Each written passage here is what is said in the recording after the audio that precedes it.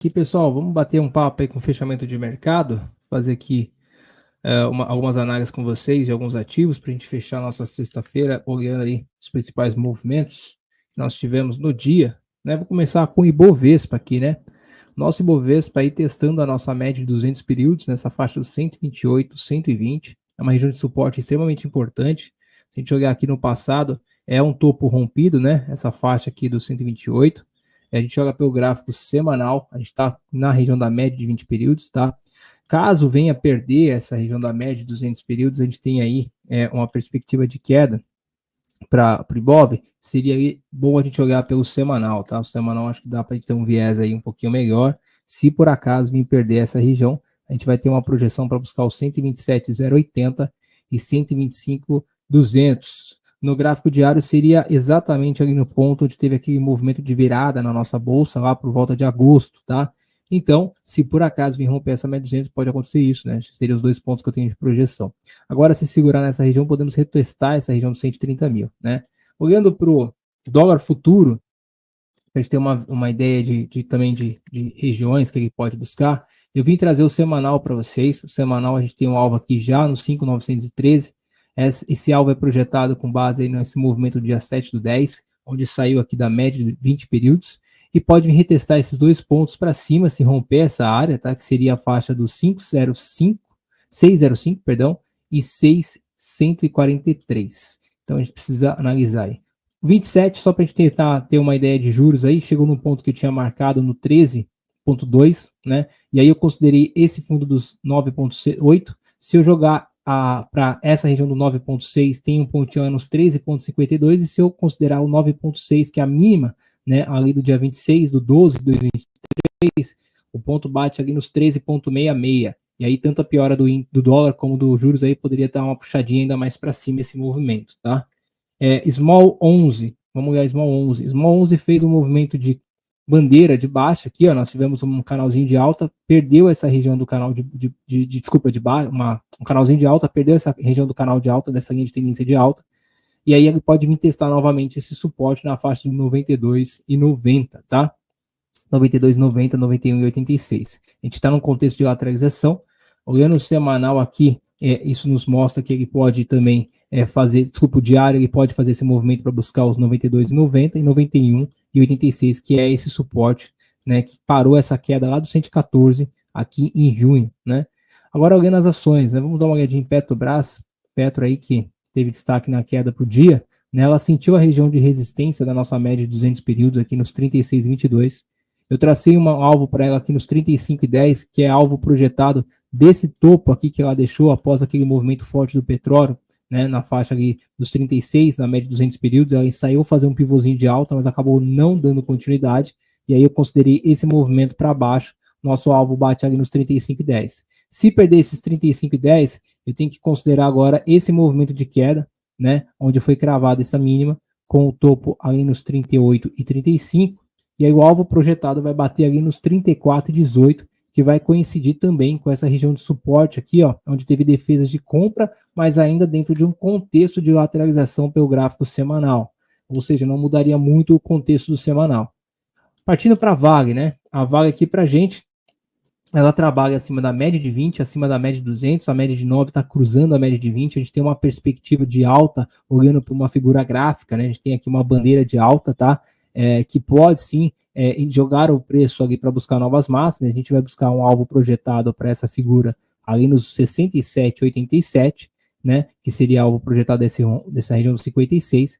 Vale lembrar que se perder essa média de 200 períodos, a gente desconsidera esse movimento para cima, né, e a gente vai ter aí um topo menor, ou seja, esse movimento para baixo, e aí pode voltar a buscar os 57, né, e aí ele veio fazer um topo menor que o topo anterior.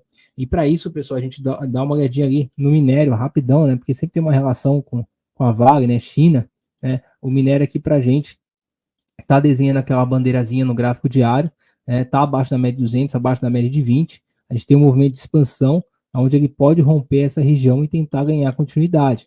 Caso venha dar continuidade para baixo, perdendo as mínimas aqui do 102, vai voltar a testar o 97 e pode testar o 90, tá? Então é bom a gente observar. Já olhando para o Brent aqui, ó, ele está trabalhando também com um viés de baixa, né? A gente tem aqui um movimento de tendência de baixa, uma linha de tendência de baixa dentro de um canal de baixa, trabalhando abaixo da média de 200, abaixo da média de 20, e pode vir retestar essa faixa dos 70 novamente, tá? Que é um suporte muito forte no passado, ok? É um suporte muito forte no passado. Eu vejo para você, Marcinho, deixa que eu vejo aqui para você, tá? Vamos dar uma olhadinha agora. O BBDC4 indo para o setor de bancos, eu tô com uma projeção, Marcinho, ali na região dos 13,55, né? Fez uma correção, trabalhando aqui dos 15,90 com os 14,15, fez um topo menor, uns 15,43, desenhou aquela bandeirinhazinha de baixo. Se perder essa região de fundo aqui nos 14, onde teve defesa de compra, pode vir buscar os 13,55, que seria exatamente, pessoal, um preço justo, levando em consideração o resultado que saiu, que parece que o mercado não gostou muito, mas o resultado que teve ali em agosto, onde teve um movimento de spike para cima, rompendo a média de 200, seria um preço justo aí para Bradesco, pela essa perspectiva do gráfico diário, ou seja, poderia vir buscar preço nessa faixa, fazer um pullback e depois realinhar o movimento de alta, tá? Então vale aí a gente observar Bradesco semanal aqui, ó, é uma região da média de 20, pode buscar um pouquinho mais esse movimento para baixo. Tamo junto, Marcelão. Uma ótima sexta-feira e um bom final de semana para você, viu?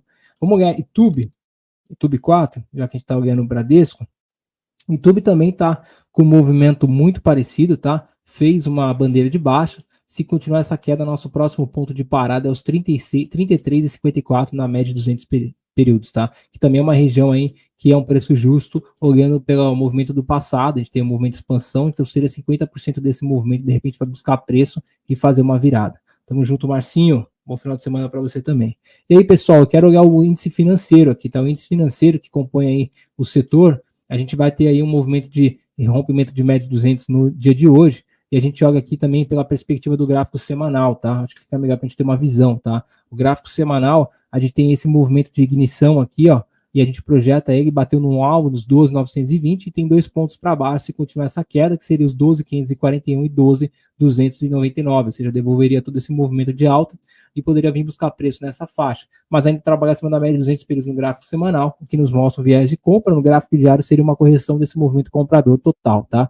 Os principais destaques do dia, né, olhando aqui para a aba positiva, nós tivemos Exetec, que fez um movimento de expansão, aí veio testar a região de resistência, tá no contexto de lateralização, então a gente precisa sair desse contexto de lateralização, quem sabe segurar nesse suporte na média de 200 períodos na faixa dos 14,33 para tentar ganhar esse movimento de expansão e romper essa região de resistência e buscar o nosso próximo ponto no 17,75.